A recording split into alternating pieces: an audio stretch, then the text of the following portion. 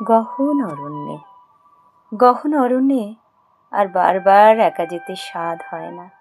শুকনো পাতার ভাঙা নিঃশ্বাসের মতো শব্দ, দলতা বাঁশের ছায়া, শালের বল্লরী, সরু পথ, কালভার্টের টিলার জঙ্গলে একা বসে থাকা, কি করুণ নিঝুম বিষণ্ণ, বড় হিংস্র দুঃখময়, অসংখ্য আত্মার মতো লুকোনো পাখি ও প্রাণী, অপার্থিব নির্জনতা, ফুলের সুবর্ণরেখা গন্ধ, সামনে ঢেউ উত্তরাই, অসহিষ্ণু জুতোর ভিতরে বালি, শির দাঁড়া ব্যথা পেতে দ্বিধা করে, কেননা বুকের মধ্যে চাপা হাওয়া, করতলে মুখ।